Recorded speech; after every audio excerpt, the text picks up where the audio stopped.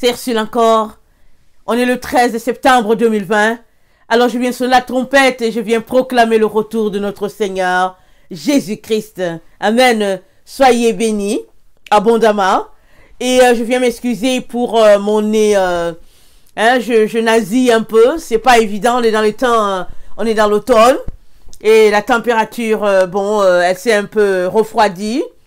Alors j'ai pris un rhume.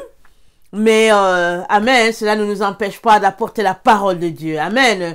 Soyez bénis. Amen. Alors, je voulais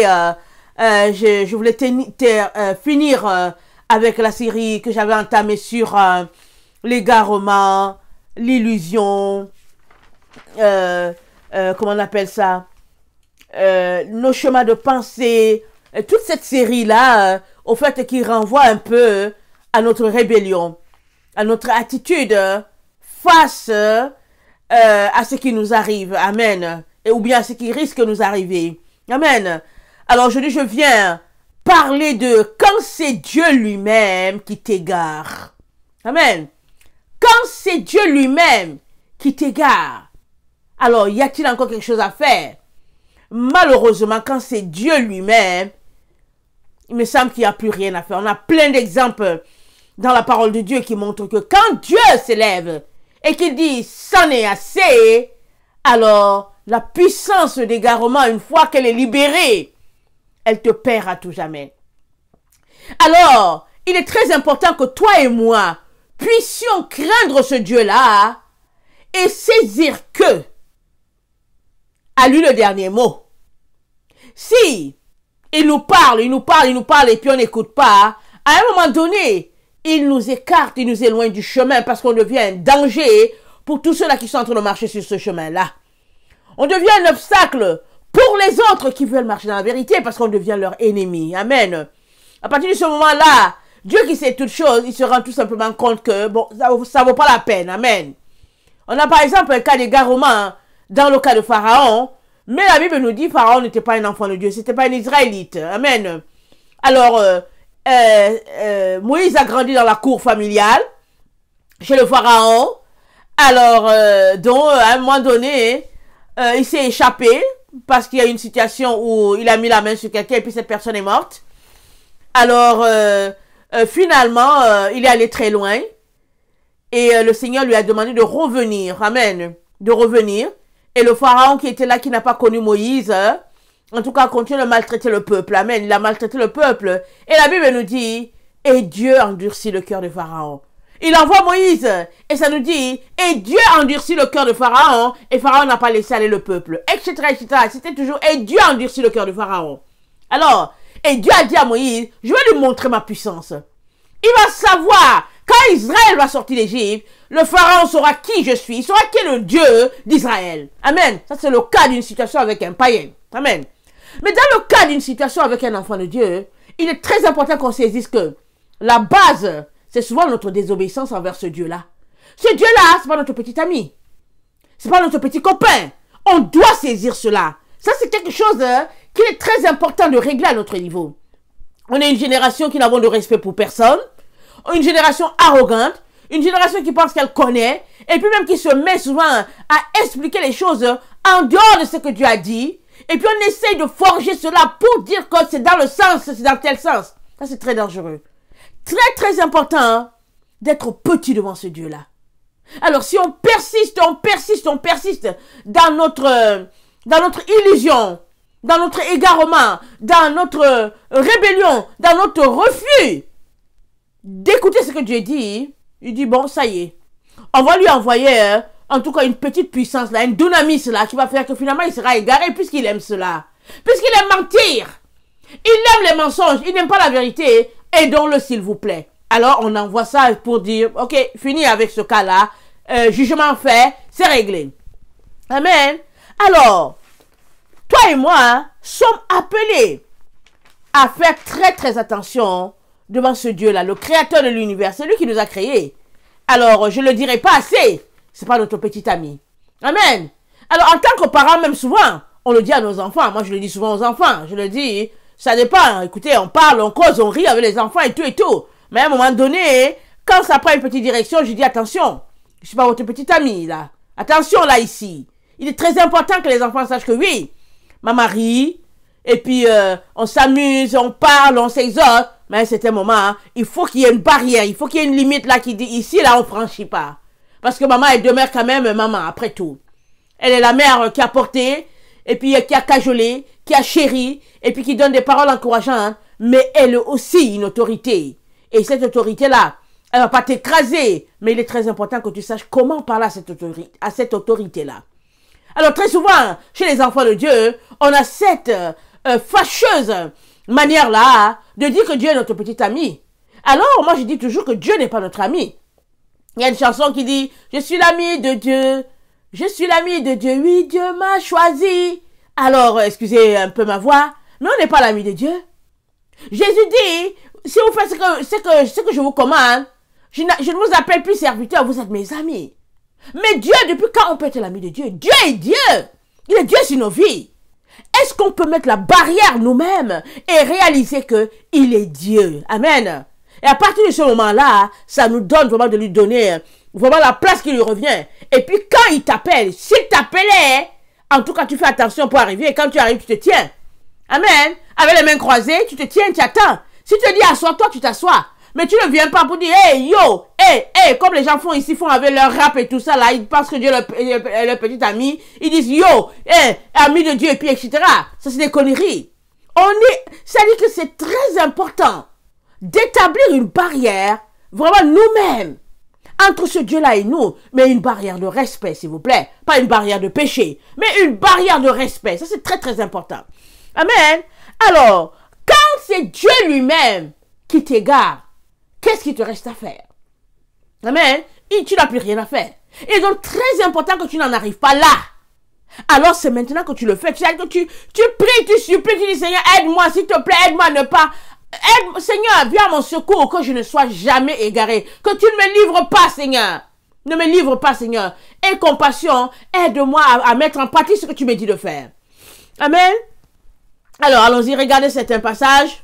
Alors, comme je l'ai dit tantôt, je m'excuse pour, ben voilà, je nazie un peu, mais je m'excuse, ok? C'est pas de ma faute. Comme disent les enfants, c'est pas de ma faute.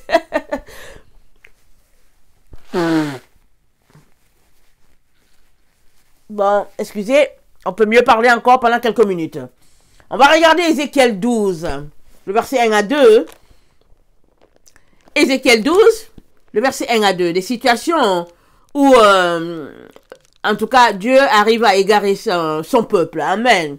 Ézéchiel 12, le verset 1 à 2, à cause de leur attitude, bien sûr. Ézéchiel 12.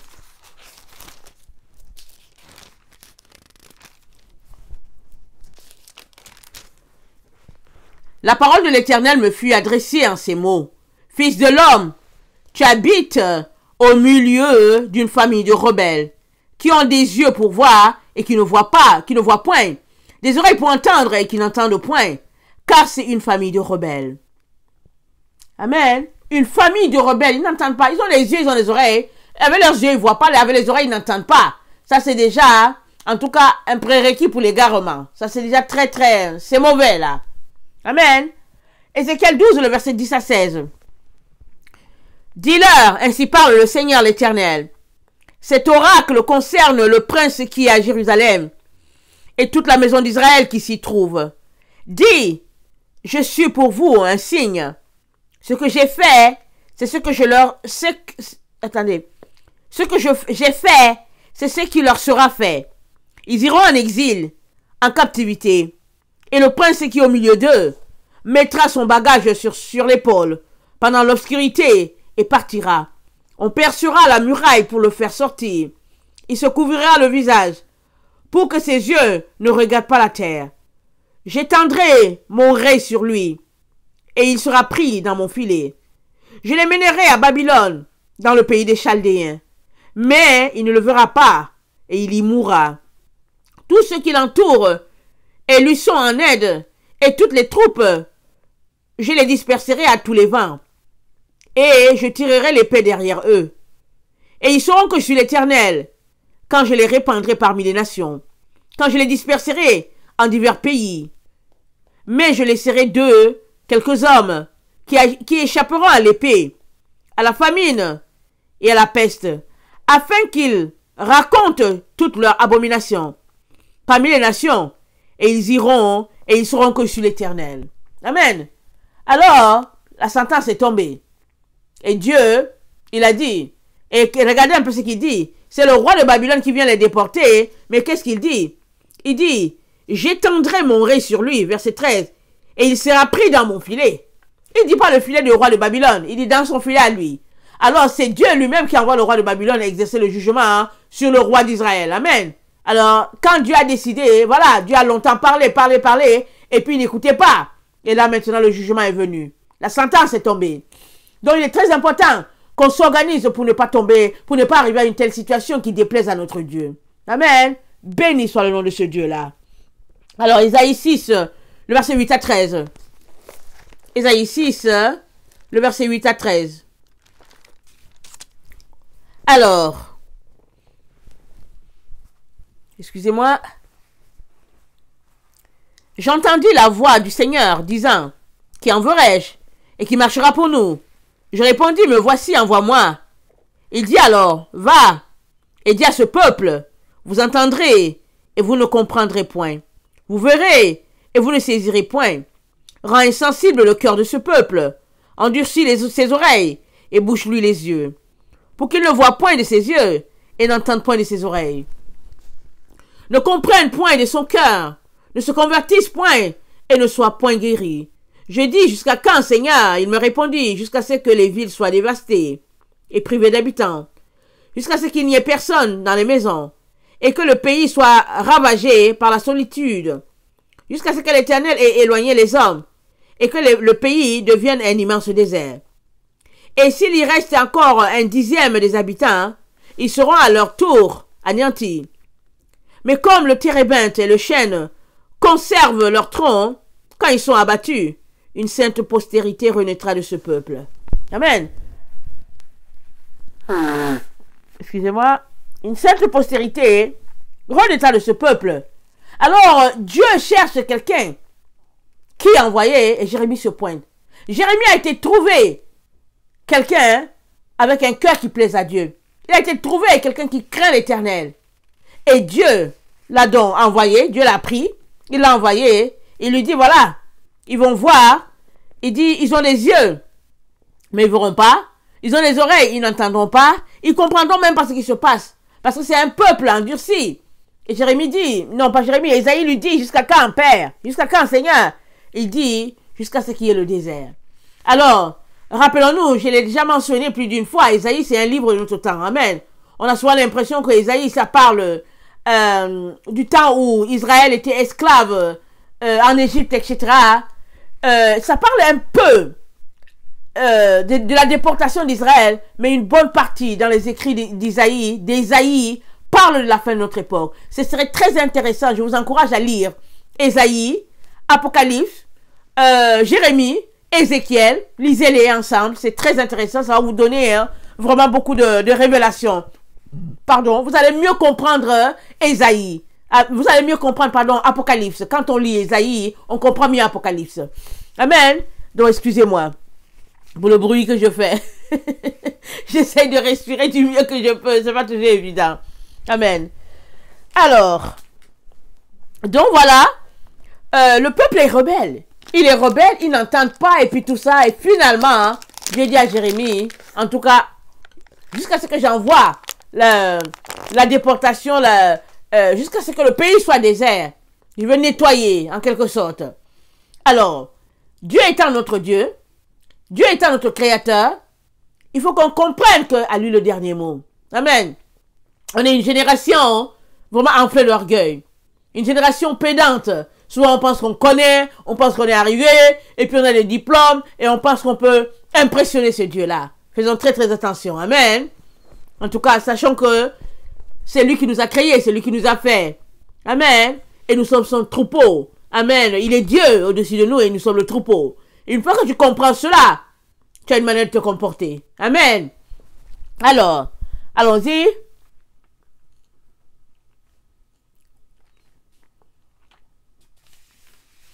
Alors, le Seigneur nous donne, dans notre temps, ça c'était dans l'Ancien Testament, hein, et dans notre temps, on a un exemple palpable que le Seigneur nous a dit. On l'a déjà mentionné plus d'une fois. Quand il parle et qu'il mentionne par la bouche de Paul la puissance d'égarement. J'aimerais qu'on la lise encore. Amen. Alors, 2 Thessaloniciens 2, le verset 11 à 12 dit ceci. Aussi, Dieu leur envoie une puissance d'égarement pour qu'ils croient au mensonge, afin que tous ceux qui n'ont pas cru à la vérité, mais qui ont pris plaisir à l'injustice, soient condamnés. Alors, quand tu ne crois pas à la vérité, tu prends plaisir à l'injustice. Être injuste, c'est voir que la vérité est là, mais on la refuse. Ou bien, réaliser que telle personne mérite que justice soit faite, mais on se plie du côté du groupe. Amen. Alors, j'espère que toi qui es là en train de m'écouter, tu ne t'es jamais retrouvé dans une situation où tu as préféré vivre dans le mensonge alors que c'était une vérité. Tu as préféré mépriser une personne pour ta gloire à toi. J'espère que tu n'es pas dans cette situation-là. Parce que si tu t'es retrouvé dans cette situation-là une seule fois, humilie-toi. Cherche la personne. Demande-lui pardon. Parce que tu te positionnes pour une puissance d'égarement. Puisque tu n'as pas aimé la vérité. Et puis Dieu ne dit pas combien de mensonges vont t'envoyer l'égarement. Il ne te dit pas ça. L'égarement parle de péché. Quand tu persistes dans une vie de péché. Alors, si tu as un péché que tu as fait depuis 20 ans et que tu ne l'as jamais confessé, tu es dans une vie de péché.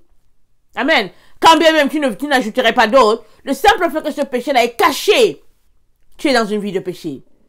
Et si tu perdures là-dedans, tu peux te retrouver à être égaré. Parce que bon, vient un moment où Dieu dit, bon voilà, allez, ça suffit.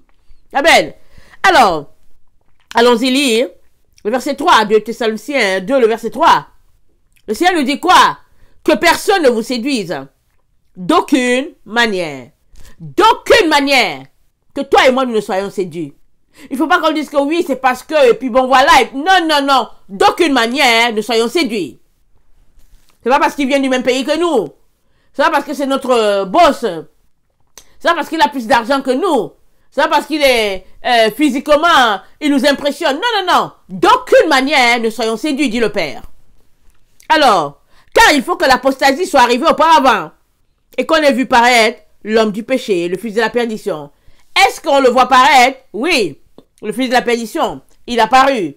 Certains le connaissent et puis certains pas, mais Dieu seul sait. Mais le Seigneur nous dit qu'il sera révélé quand ce qui le retient encore sera parti. Amen. Mais on est dans le temps de l'apostasie. À grande outrance, une grande apostasie. Si là où on est, tu ne vois pas qu'il y a l'apostasie, il y a un problème. Alors, l'apostasie, c'est quoi? C'est le fait que les gens s'éloignent, ils s'égarent. Ils sont loin de Dieu. Mais l'apostasie, elle est par rapport à la doctrine de Christ. Elle n'est pas par rapport au fait que tu vas à l'église. Non, non, non. L'apostasie, c'est par rapport à la doctrine de Christ.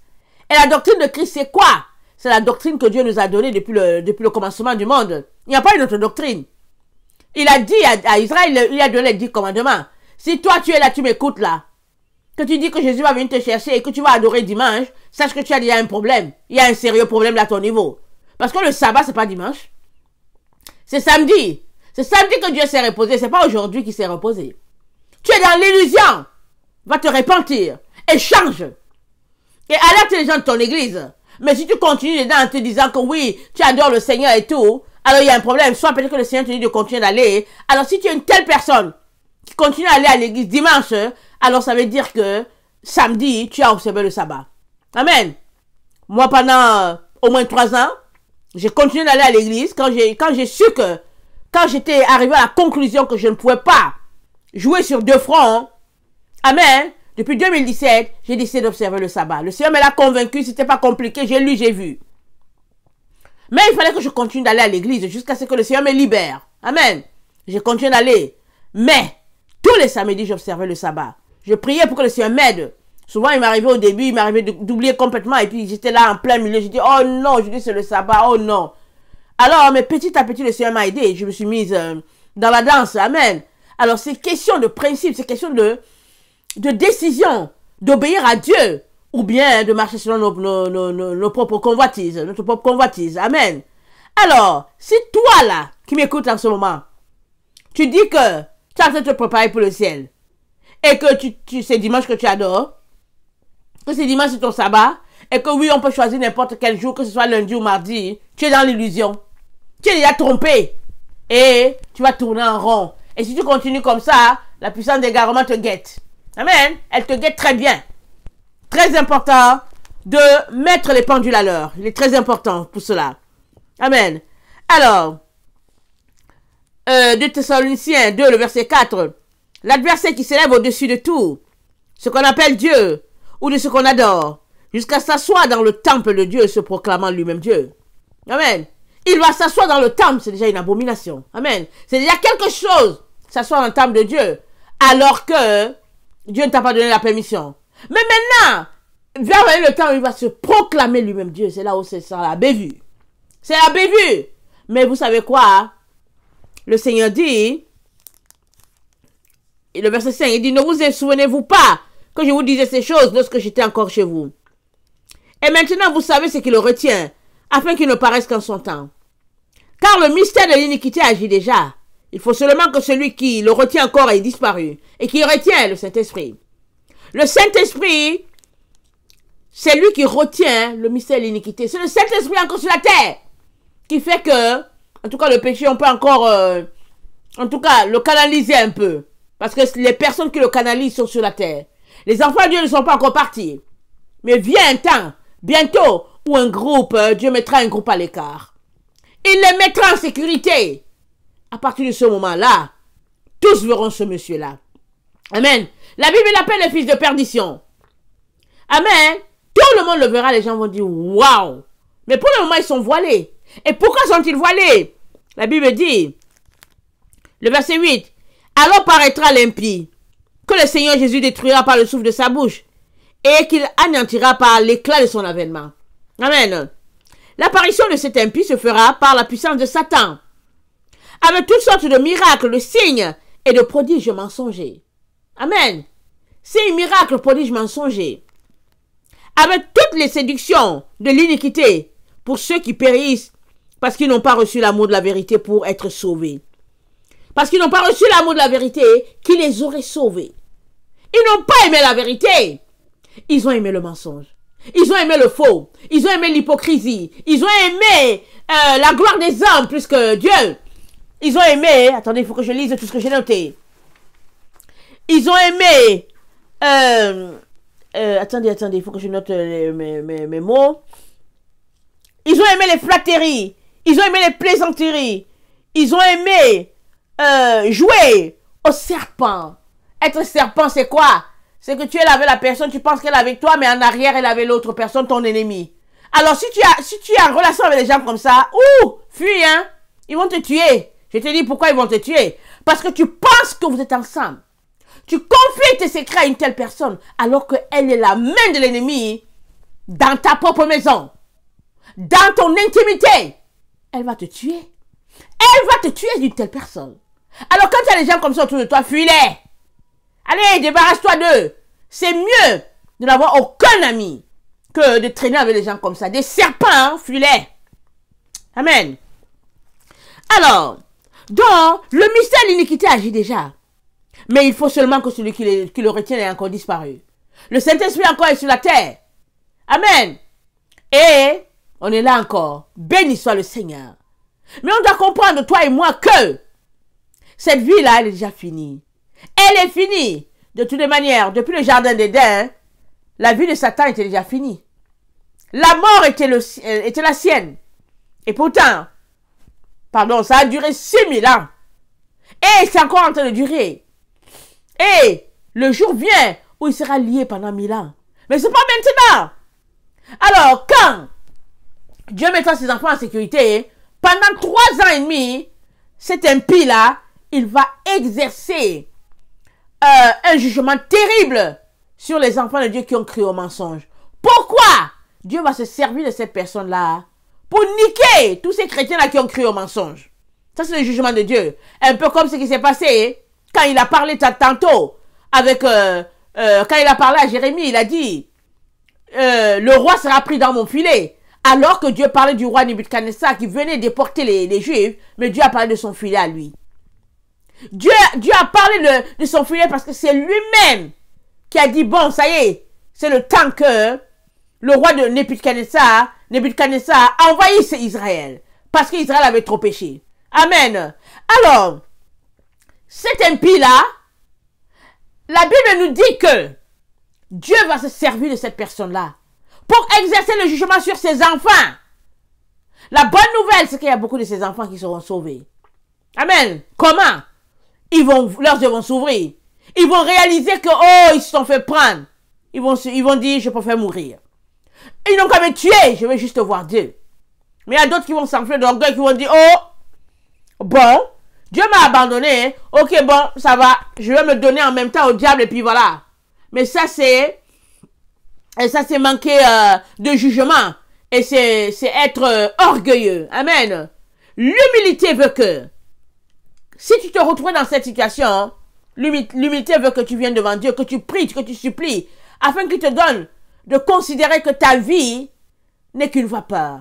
Si tu l'avais offert depuis longtemps à Jésus, tu ne te serais pas retrouvé dans cette situation.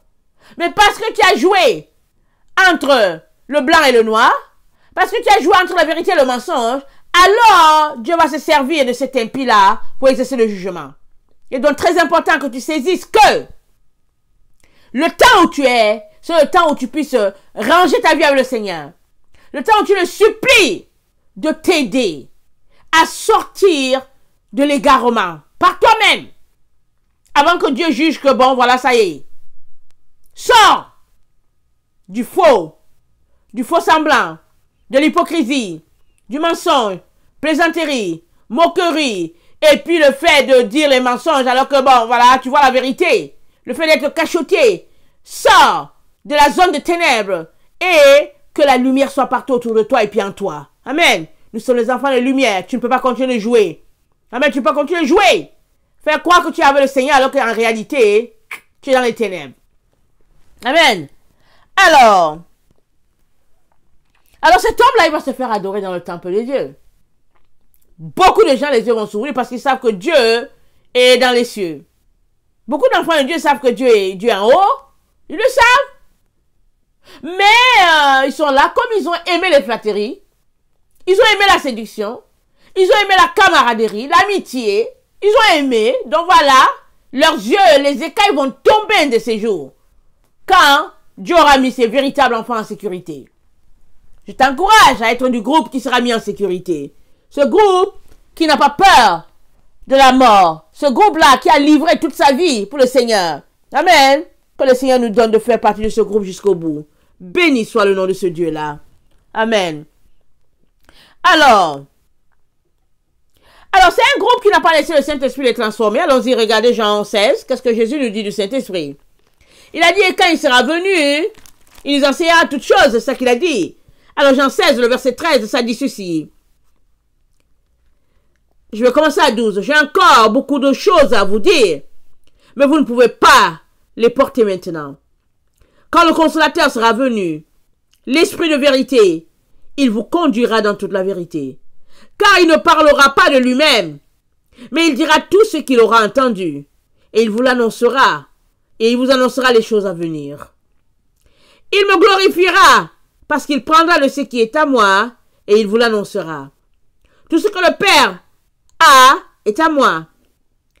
C'est pourquoi j'ai dit qu'il prend de ce qui est à moi, et qu'il vous l'annoncera. Encore un peu de temps, et vous ne me verrez plus. Et puis encore un peu de temps, et vous me verrez, parce que je vais au Père. Amen. Alors, le Saint-Esprit, quand il vient, il nous enseigne toutes choses. Alors, si toi, tu es là, que le Saint-Esprit t'a pas enseigné, c'est pas la faute du Saint-Esprit, c'est ta faute. Parce que toi et moi sommes appelés à rechercher le Saint-Esprit comme on recherche l'or. Alors, si tu ne te fais pas enseigner par le Saint-Esprit, c'est parce que toi-même, tu n'as pas dégagé le temps pour chercher le Saint-Esprit. Amen. On a la parabole des 10 vierges. 5 avaient de l'huile. 5 autres, celles qui n'en avaient pas, elles ont été laissées. C'est pas compliqué. Très facile à comprendre ici. Excusez-moi. Et Jésus nous dit une chose. Il dit, le verset 21, il dit, la femme, lorsqu'elle enfante, éprouve la tristesse. Parce que son heure est venue. Mais lorsqu'elle a donné le jour à l'enfant, hein, elle ne se souvient plus de la souffrance. À cause de la joie qu'elle a de ce qu'un homme est né dans le monde. Ici, il fait déjà référence à Apocalypse 12. Mais aussi, il est en train de te dire que tu es dans un temps d'enfantement. Ne refuse pas la souffrance. Souvent, on ne veut pas le Saint-Esprit parce que ça nous demande du travail, le chercher. Ça nous demande du travail, prier, lire la Bible et tout. Mais Jésus nous dit, c'est le chemin. C'est la souffrance. Jusqu'à ce que le bébé sorte. Et c'est le chemin de tout enfant de Dieu. Tu veux un autre chemin? Tu risques de te frapper d'égarement. Et je ne te conseille pas ce chemin-là que tu veux prendre en dehors du Seigneur. Amen. Alors, prenons l'exemple de un roi. Vous connaissez, j'ai déjà cité cet exemple-là plusieurs fois. Et j'aimerais nous rafraîchir la mémoire. Parce que la puissance d'égarement, hein, c'est Dieu qui l'envoie comme punition à ses enfants, à sa créature. Amen. Et une fois que tu l'as, en tout cas, tu es égaré. Le nom, c'est égarement. Amen. Alors, qu'est-ce que ça nous dit, égarement? Égarement, nous dit le dictionnaire, ça nous dit perplexité, étonnement. Ça dit que quand quelqu'un est frappé d'égarement, les autres le regardent et disent que, mais attends, qu'est-ce qui arrive à ce monsieur-là? Qu'est-ce qui arrive à cette femme-là? Mais attends, est-ce que c'est pas un serviteur de Dieu? Mais regarde comment il agit. Mais c'est quoi cela? Quand tu arrives à une conclusion dans une situation comme ça, c'est parce que la personne est frappée d'égarement. Elle-même, elle ne sait pas pourquoi elle agit comme ça. Elle agit souvent comme un animal. Et puis elle dit des choses et puis tu te dis, mais c'est quoi le problème de cette personne-là? Ou bien la personne joue au clown. Et puis tu te dis, mais c'est quoi cette comédie? Mais c'est parce que la personne est frappée d'égarement. Amen. Alors, il est très important qu'on prie, qu'on supplie le trône de nous aider à ne pas tomber dans cette situation, dans ce filet-là. Amen. Alors, c'est action de se perdre dans ses pensées au point de devenir incohérent. Voilà, ils ont de l'explication. Égaré, tu es dans tes pensées jusqu'à ce que tu deviens incohérent. Le Seigneur nous a dit quoi? Il dit d'arrêter de raisonner. Il dit, ça ne sert à rien de discuter et tout. Il l'a dit, je l'ai déjà lu plusieurs fois. Parce que, à force de le faire, à force d'aller dans le contraire à ce que Dieu dit, à force de vouloir raisonner, de prouver que tu as raison, ben voilà, le roi Nebuchadnezzar, il a eu son rêve. Et puis, il a dit que bon, il fallait quelqu'un pour lui expliquer et le rêve et l'interprétation. Daniel l'a fait.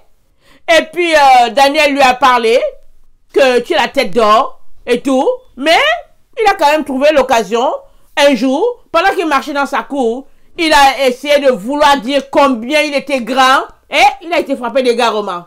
Il est devenu un animal. Pendant 7 ans, il a vécu avec les animaux. Amen. Et après 7 ans, la raison lui est revenue. Il est devenu une personne. Mais, il avait oublié que Dieu l'avait averti. Dieu lui avait dit, tu as un problème d'orgueil, Nebuchadnezzar, tu as un problème d'orgueil. Mais, la seule manière pour lui d'être guéri de cet orgueil-là, c'est que Dieu l'ait frappé d'égarement pendant 7 ans. Amen. Alors, quand l'égarement vient, ça c'est un cas. Évidemment, j'avais dit que quand Dieu te frappe d'égarement, il n'y a plus moyen. Hein. Alors, là, je m'excuse parce que là, il y a une situation ici où il a été frappé d'égarement. Hein, et une semaine du temps de Daniel, c'est-à-dire 7 ans, Dieu l'a ramené. Amen. Et il a loué le Dieu des cieux. Mais très, très souvent, quand tu es frappé d'égarement, très, très souvent, ben, tu t'en vas et puis loin de Dieu et puis c'est fini. Amen. Mais Nebuchadnezzar est un cas ou une exception qui fait la règle. Amen. Un cas où quelqu'un a été frappé d'égarement et Dieu l'a ramené dans le monde des personnes normales. Alors, allons-y, regardez un roi 22. Alors, ça nous dit ceci. Le verset 10. Alors, le roi d'Israël et Josaphat, roi de Juda, étaient assis chacun sur son trône, revêtus de leurs habits royaux, dans la place à l'entrée de la porte de Samarie. Et tous les prophètes prophétisaient devant eux. Sédécia, fils de Kenana, s'était fait de cornes de fer. Et il dit, ainsi parle l'Éternel, avec ces cornes tu frapperas les Syriens jusqu'à les détruire. Et tous les prophètes prophétisaient de même en disant, monte à Ramoth, en Galade, tu auras du succès et l'Éternel la livrera entre les mains du roi. Le messager qui était allé appeler Michée lui parla ainsi. Voici les prophètes d'un commun accord prophétisent du bien au roi. Que ta parole soit donc comme la parole de chacun d'eux. Annonce du bien. Michée répondit, l'Éternel est vivant. J'annoncerai ce que l'Éternel me dira. Lorsqu'il fut arrivé auprès du roi, le roi lui dit, Michée, irons-nous attaquer Ramoth en Galate ou devons-nous y renoncer? Excusez-moi. Il lui répondit, monte, tu auras du succès et l'Éternel la livrera entre les mains du roi. Et le roi lui dit, combien de fois me faudra-t-il te faire jurer de ne me dire que la vérité au nom de l'Éternel?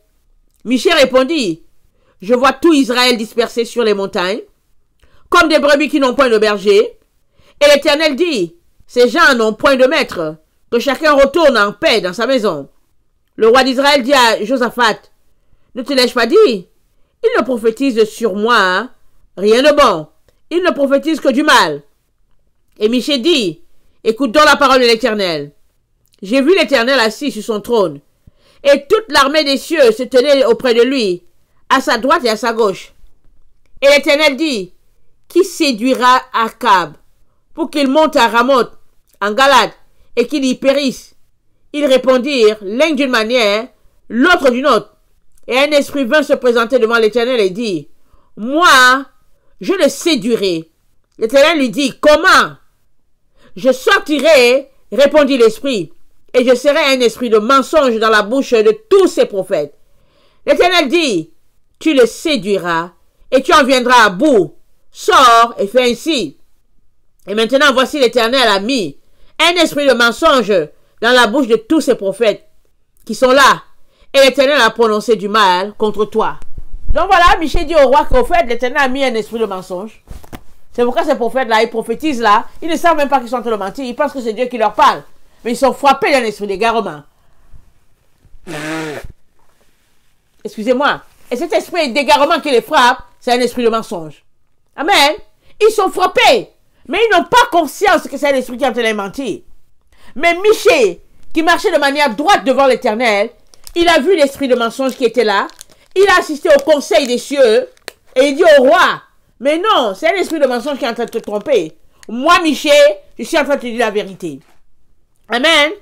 Mais le roi n'a pas obéi à ce que Michée a dit. Il est quand même parti.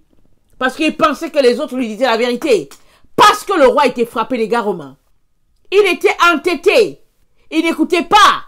Alors, Dieu a dit à l'esprit, allez-y le séduire. Michée a dit quelque chose, mais comme le roi était frappé, comme le roi Akab était frappé d'un esprit d'égarement, il n'arrivait pas à croire à Michée qui disait la vérité. Il croyait au prophète qui disait les mensonges. Amen. Alors, le verset 29 nous dit ceci. Excusez-moi. Le roi d'Israël et Josaphat, roi de Juda, montèrent à Ramoth en Galade. Verset 34. Alors un homme tira de son arc au hasard et frappa le roi d'Israël au défaut de la cuirasse. Pardon. Le roi dit à celui qui dirigeait son char, tourne et fais-moi sortir du champ de bataille, car je suis blessé. Le combat devint acharné. Ce jour-là, le roi fut retenu dans son char en face des Syriens, et il mourut le soir. Le sang de la blessure coula dans l'intérieur du char. Au coucher du soleil, on cria par tout le camp, chacun à sa ville, et chacun dans son pays. Ainsi, mourut le roi qui fut ramené à Samarie, et on enterra le roi à Samarie. Lorsqu'on lava le char à l'étang de Samarie, les chiens léchèrent le sang d'Akab, et les prostituées s'y baignèrent selon la parole que l'Éternel avait prononcée. Amen. Dieu avait prononcé cette parole sur Akab et puis sur Jézabel. Et les choses sont arrivées telles. Mais avant qu'il en soit là, avant qu'il en arrive là, un esprit d'égarement l'avait visité. Il était convaincu que les prophètes prophétisaient sur la vérité, mais Dieu leur avait dit, allez-y le séduire. Nous devons donc comprendre que quand Dieu lui-même nous égare, c'est que c'est trop grave. Et nous devons tout faire en tant que ses enfants pour ne jamais arriver à cette situation-là. Et ça demande que nous soyons des personnes qui ont une crainte de l'Éternel. Des personnes qui tremblent à sa parole. Des personnes qui ne laissent pas une faute entre nous et Dieu. Qui ne laissent pas une séparation, une zone de ténèbres entre notre Dieu et nous. Ça, c'est très, très important. Amen. Parce que l'esprit d'égarement guette tout un chacun. Il n'y a personne qui est à l'abri. Les seules personnes qui sont à l'abri de cela, ce sont les personnes qui craignent Dieu. Qui ont une sacro-crainte de Dieu. Et dès que Dieu parle, ils vont juste obéir. Et ils ont cette relation-là. Ils prient sans cesse. Ils sont là accrochés à ce Dieu-là pour dire, aie pitié de moi, mon Dieu, que je ne sois pas frappé un jour d'esprit d'égarement. Et compassion, aide-moi à gagner ce combat, Seigneur. Aide-moi à me retrouver devant ton trône un jour. Aide-moi à finir mon travail sur la terre. Aide-moi à finir ma course sur cette terre et me retrouver devant toi. Ça, c'est très important. Alors, regardons un peu ce que Deutéronome 28 nous dit. Amen. On va finir par là. Deutéronome 28, c'est ce que Dieu parle à Israël. Deutéronome 28, le verset 28, ça nous dit ceci. Excusez-moi. C'est Dieu qui donnait les consignes à Israël. Il a dit à Israël que quand tu t'égareras là, voilà ce qui va t'arriver. Il lui dit, l'Éternel te frappera de délire, d'aveuglement, d'égarement d'esprit. Quand Israël, parce que si on lit Deutéronome 28, ça dit, si Israël se comportait bien, voilà ce qui arriverait. Et si Israël aussi se comporte mal, voilà ce qui va aussi arriver. Et dans les conséquences négatives, il y a l'aveuglement et il y a l'égarement d'esprit. Ça, c'est quelque chose vraiment que nous devons tout faire pour ne jamais avoir affaire à cet esprit d'égarement-là. Parce qu'une fois que tu es égaré, en tout cas, tu es égaré. Tu es convaincu d'être dans la vérité, mais tu tournes en rond sur toi-même. Et puis, ce sont les démons qui te parlent, mais tu es convaincu que c'est Dieu qui te parle. Ésaïe 29, le verset 9, et puis on va finir là. Excusez, ma voix qui est grave, amen. Ça fait partie de la vie. Ésaïe 29, le verset 9.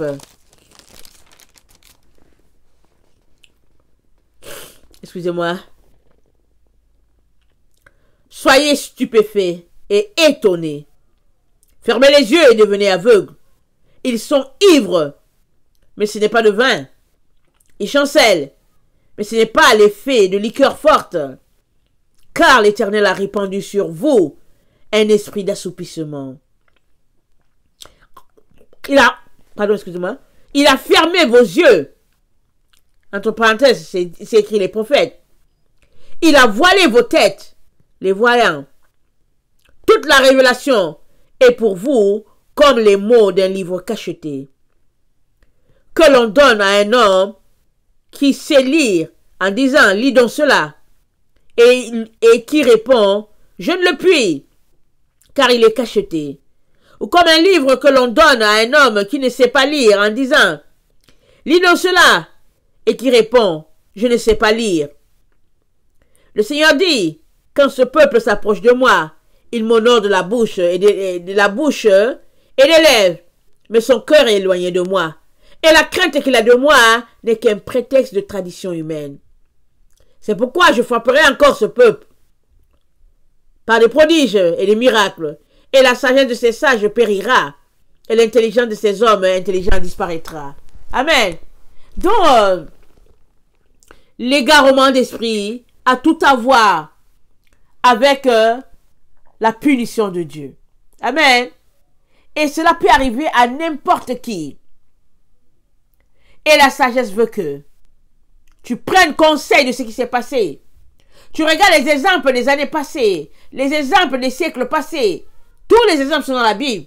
Que tu regardes cela, que tu prennes note et tu crains ce Dieu-là en le suppliant de t'aider à ne jamais te retrouver frappé d'égarement, ni toi ni tes enfants.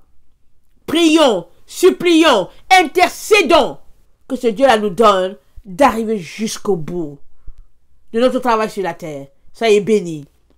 Amen. Si tu es quelqu'un qui ne connaît pas le Seigneur, je viens te dire que Jésus-Christ t'aime. Amen. Il est mort pour toi. est la seule solution, il est le seul chemin jusqu'au ciel. Alors, qu'il te donne vraiment de pouvoir expérimenter ce Seigneur-là en l'invitant dans ta vie. Tu lui dis, Seigneur Jésus, si c'est toi le chemin, c'est toi la vérité, viens donc te révéler à moi. Amen. Il n'attend que cela. Il va venir et il va se révéler. Et tu te rendras compte que tous les autres prophètes ne sont que des prophètes de mensonges. Amen. Il y a un seul chemin, une seule vérité, une seule vie, et c'est Jésus. Amen. Que le nom de notre Dieu soit béni. Alors, je vous aime beaucoup. Et Dieu davantage. Maranatha. Jésus revient. Soyez bénis. Merci. Merci.